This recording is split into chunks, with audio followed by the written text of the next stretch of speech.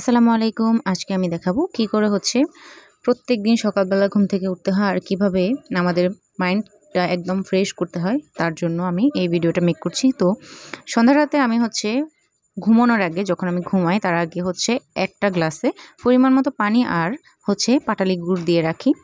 আর সেটা আমি সকালবেলা শরবত তৈরি করব, যাতে সকালবেলা খালি পেটে যদি আমি এই পাটালি গুড়ের শরবতটা খাই তাহলে কিন্তু অনেক ভালো লাগবে। তো এখন বাজে 5:44। তো আমি উঠে গেলাম ঘুম থেকে। ওঠার পরে নিজেকে একটু ফ্রেশ করার জন্য এই ফেস ওয়াশটা দিয়ে আমি ক্লিন হয়ে নিচ্ছিলাম। এভাবে আমি দিনটা শুরু করার ট্রাই করতেছি। লাস্ট কিছু দিনে এত বেশি লেজি হয়ে গিয়েছি। ফ্রেশ হয়ে এসে আমি দেশি মুরগির ডিম আছে, সেটা সিদ্ধ দিব। আপনারা যারা আমার ভিডিও দেখেন জানেন যে আমার মুরগি আছে, আমি পশু পাখি পালন করি। তো যাই হোক, ডিমটা আমি সিদ্ধ দিয়ে রাখলাম। এদিকে ডিমটা বয়েল হয়ে যেতে যেতে আমি তৈরি করে নিব শরবতটা। তো এই যে শরবতটা পানিটা আমি রাতে দিয়ে রেখেছিলাম গুড়, আর এখন গুলিয়ে গেছে। এখানে আমি পরিমাণ মতো একটু লবণ অ্যাড করব। লবণ অ্যাড করে তারপরে প্রথমে কিছুক্ষণ নেড়ে চেড়ে নিব, যাতে গুড়ের যে দানাগুলো রয়েছে তা মিশে যায়। এভাবে সুন্দর করে নেড়ে চেড়েই আমি শরবতটা তৈরি করব।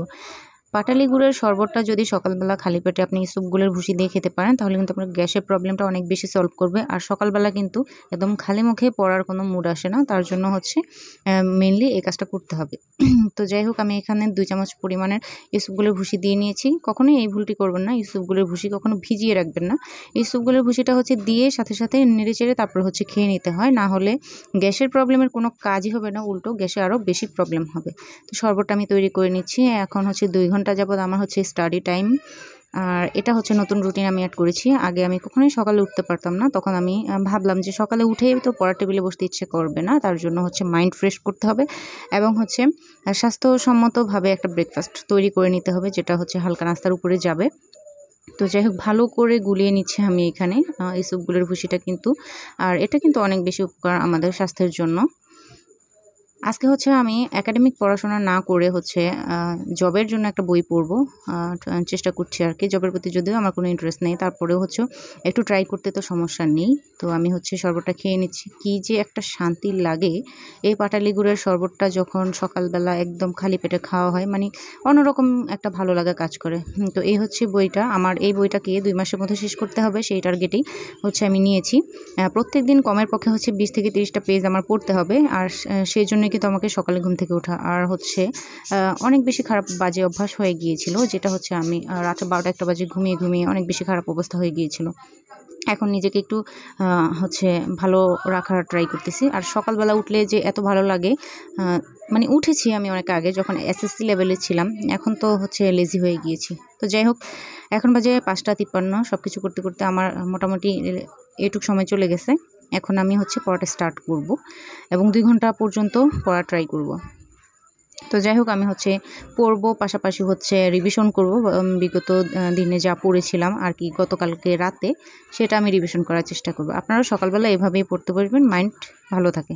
তো যাই হোক, এখন বাজে 7:08। 1 ঘন্টার জন্য আমি 1 ঘন্টা পরে আমি 10 মিনিটের জন্য একটা ব্রেক নিয়েছি। আর এখানে ওই যে ডিমটা আমি সিদ্ধ দিয়েছিলাম না, সেই ডিমটা।